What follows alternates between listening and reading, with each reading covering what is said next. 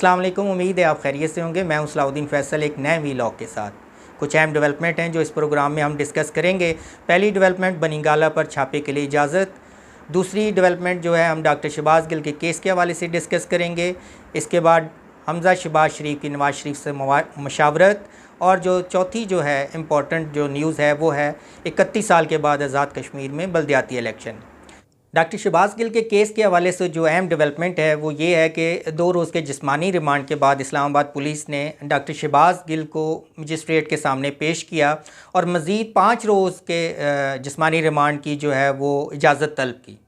जज साहब ने जो है वो हुकूमती वकील से पूछा कि आप मज़ीद क्या इन्वेस्टिगेट करना चाहते हैं, जबकि जो डॉक्टर शहबाज गिल हैं उन्होंने अपना बयान जो है वो कबूल कर लिया है।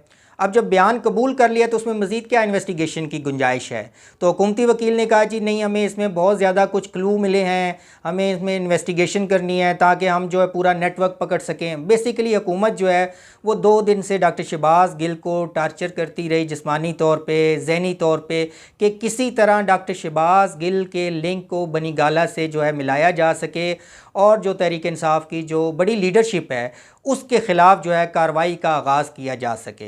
इसके अलावा जो हुकूमती इदारे हैं उन्होंने अपने इन मकासद को हासिल करने के लिए इलेक्ट्रॉनिक मीडिया पे भी मुख्तलिफ़ ख़बरें चलवाई कि डॉक्टर शहबाज गिल ने जो है बयान कबूल कर लिया है, वादा गवाह माफ़ बन गए हैं। उन्होंने उन अशख़ास के नाम भी बता दिए हैं और जहाँ मीटिंग हुई है उस जगह का भी बता दिया है। तो ये तमाम जो टैक्टिस होते हैं बेसिकली ये हुकूमती इदारे जो है वो इन टैक्टिस को इस्तेमाल करते हुए अपने मकासद की तरफ जो है वो पेशकदमी करते हैं।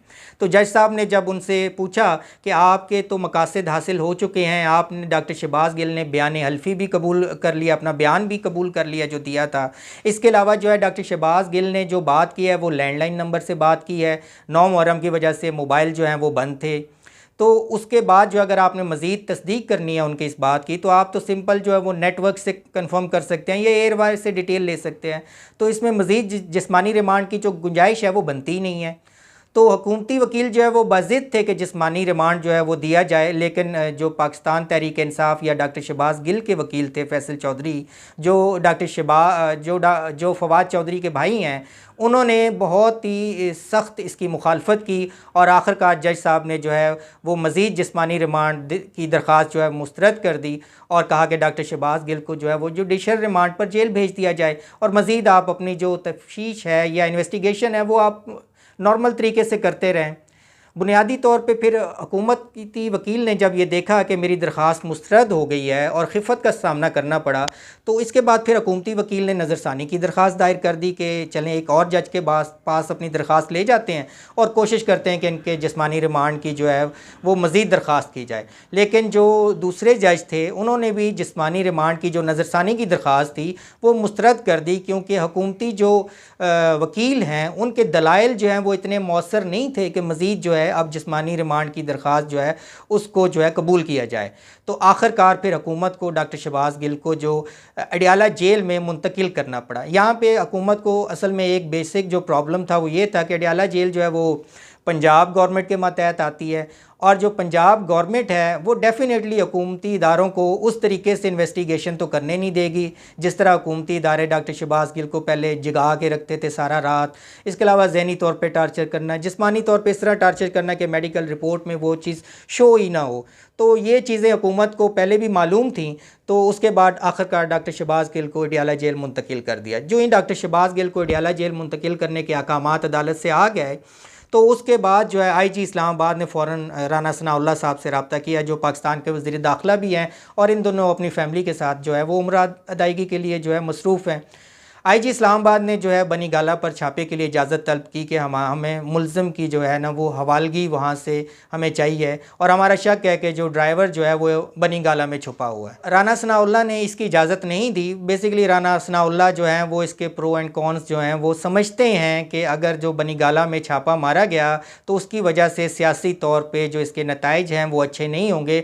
तो उन्होंने IG इस्लामाबाद को बनीगाला में छापा मारने से रोक दिया और उसके साथ इस IG इस्लामाबाद को कहा कि वो अपनी इन्वेस्टिगेशन जो है वो जारी रखें। इसके साथ ही हमज़ा शहबाज शरीफ जो हैं वो लंदन गए हुए हैं और उन्होंने लंदन में जाके अपने ताया जान मियाँ मोहम्मद नवाज़ शरीफ से मुलाकात की। मुख्तलिफ़ सियासी अमूर इस हवाले से डिस्कस हुए और आखिर में एक फ़ैसला ये किया गया कि सुप्रीम कोर्ट में जो परवेज़ इलाही के वज़ीर आला बनने का जो फ़ैसला था अदालत की तरफ से, उस पर नज़रसानी की दरख्वास्त दायर की जाए।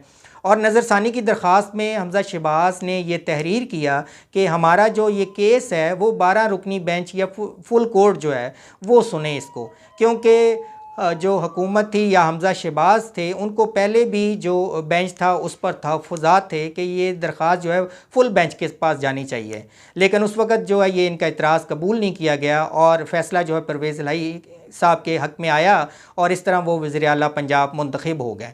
अब हमज़ा शहबाज ने दरख्वास्त में वाज़ेह तौर पे रखा कि 12 रुकनी बेंच जो है वो हमें चाहिए और साथ ही 63A की वजाहत के हवाले से भी दरख्वास्त दायर की कि उसकी भी वजाहत कर दी जाए। इसके अलावा जो मज़ीद डेवलपमेंट है वो आज़ाद कश्मीर के हवाले से है कि आज़ाद कश्मीर में 31 साल के बाद बल्दियाती इंतखाबात हो रहे हैं। बज़ाहिर देखा जाए तो माजी में पाकिस्तान मुस्लिम लीग नून और पीपल्स पार्टी की हुकूमतें रही हैं, लेकिन आज़ाद कश्मीर के बल्दियाती इंतखाबात के हवाले से वहाँ पर कोई तवज्जो नहीं दी गई। बल्दियाती इंतखाबात जो हैं वो जमहूरियत की जड़ कहलाते हैं, बुनियाद कहलाते हैं, क्योंकि आप बल्दियाती इंतखाबात से ही आपके जो सियासी नुमाइंदे हैं वो ग्रो करके टॉप लेवल पे आते हैं और आवाम के मसाइल को वो बेसिकली समझते हैं और आवाम के मसाइल आवाम के करीब रह के हल हो सकते हैं, ना कि ऐवानों में बैठ के। तो 31 साल के बाद पाकिस्तान तहरीक इंसाफ की हुकूमत ने वहाँ फ़ैसला किया है कि बल्दियाती इंतखाबात करवाए जाएँ, जो कि 28 सितंबर को जो है इंतखाबात होंगे, जिसमें 30 लाख जो वोटर्स होंगे वो अपना हक़ राय दही इस्तेमाल करेंगे और उसके बाद जो है वो अपने बल्दियाती नुमाइंदे मुंतखब करेंगे और इस तरह जो है आज़ाद कश्मीर में जो है वो सियासी तौर पे एक मजबूती आएगी।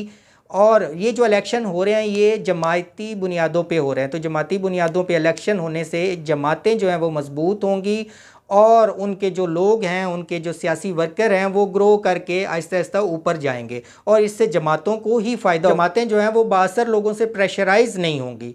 तो ये बहुत एक ऐसा इक़दाम है, उम्मीद है कि इससे आज़ाद कश्मीर जो है उनमें मौजूद लोगों के मसाइल जो हैं वो हल होंगे।